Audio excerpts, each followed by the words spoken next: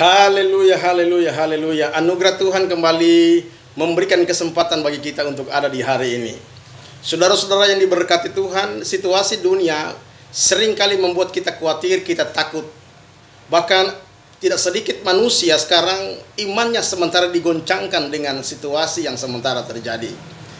Tetapi saya terinspirasi dengan sebuah cerita di dalam Alkitab, di mana ketika Yesus mengajak murid-muridnya untuk menyeberangi Danau Tiberias dalam Injil Lukas pasal yang ke-8 ayat yang ke-22, di sana berkata bahwa maka naiklah Yesus ke dalam perahu dan mengajak murid-muridnya untuk menyeberangi Danau Tiberias. Saudara-saudara yang diberkati, Alkitab tidak memberikan sebuah informasi dengan jelas apa maksud dan tujuan mereka untuk ke seberang Danau Tiberias. Tetapi yang pasti Yesus mengajak murid-muridnya, dan Alkitab berkata lalu bertolaklah mereka.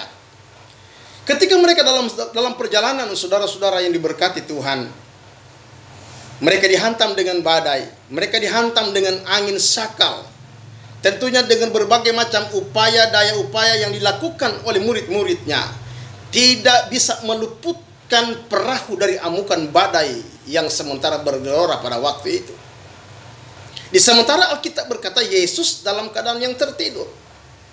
Saudara-saudara yang diberkati oleh Tuhan, saya ingin menyampaikan ada 3 alasan kenapa Yesus mengajak murid-muridnya untuk menyeberangi Danau Tiberias.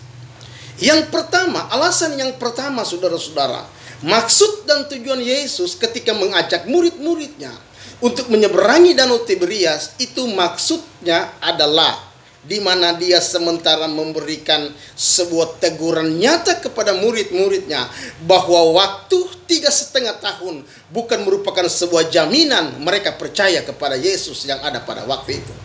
Terbukti ketika perahu dihantam badai, ketika perahu dihantam angin yang begitu luar biasa, maka murid-muridnya berkata kepada Yesus, "Hai Guru, apakah engkau membiarkan kami akan binasa? Apakah engkau tidak peduli kami akan binasa?" Dan ketika Yesus bangun dari tidurnya, Yesus berkata, "Di manakah kepercayaanmu?" Saudara-saudara yang diberkati Tuhan, seringkali ketika kita dililit dengan persoalan hidup, ketika kita dihimpit dengan permasalahan, seringkali iman kita mulai goyah, kepercayaan kita mulai hilang, kepercayaan kita mulai tiada lagi. Saudara-saudara, kesempatan indah pada hari ini saya ingin sampaikan kepada kita semua bahwa lamanya kita jadi orang Kristen, lamanya kita jadi anak-anak Tuhan, bukan merupakan sebuah jaminan kita percaya sungguh kepada Tuhan.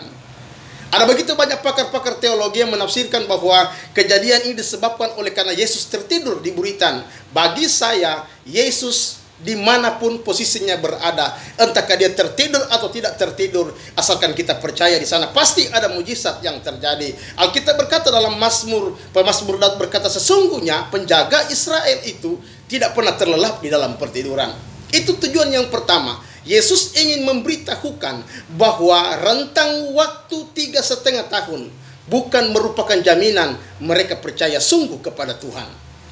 Yang kedua, maksud dan tujuan Yesus mengajak murid-muridnya, ia ingin memperkenalkan kepada murid-muridnya bahwa dia adalah pribadi yang berdaulat atas alam semesta, yang mampu menaklukkan ombak dan angin yang mengamuk di Danau Tiberias pada waktu itu. Itu yang kedua, saudara-saudara. Yang ketiga, di dalam perahu saya percaya ada Petrus di sana. Petrus kita kenal adalah seorang yang ahli di masalah-masalah danau, di masalah perahu, di masalah tiupan angin dan lain-lain sebagainya. Dia orang yang berpengalaman, saudara-saudara. Tetapi ketika perahu mereka dihantam badai, Petrus tidak bisa berbuat apa-apa. Tujuan Yesus ajak murid-muridnya yang ketiga, bahwa ia ingin memberitahukan setiap gagasan, pemikiran, kemampuan, kepintaran manusia tidak bisa berbuat apa-apa jikalau masalah itu diizinkan oleh Tuhan. Apa makna firman yang saya bisa sampaikan pada kesempatan hari ini kepada kita semua adalah di mana ketika kita diperhadapkan dengan masalah, mari gantungkan pengharapan kita sepenuhnya kepada Tuhan. Karena kita tahu ketika Tuhan izinkan masalah, Tuhan pun akan memberikan jalan keluar di sana. Haleluya. Itulah sebabnya hari ini, apapun persoalan hidup kita, apapun masalah hidup kita, entahkah itu dalam keluarga, rumah tangga, pribadi, pekerjaan, dan lain-lain sebagainya, saya ingin sampaikan, bagi Yesus tidak ada perkara yang mustahil. Tetap terus kuat di dalam Tuhan, dan saya percaya Tuhan pasti memberkati kita semua. Haleluya, haleluya.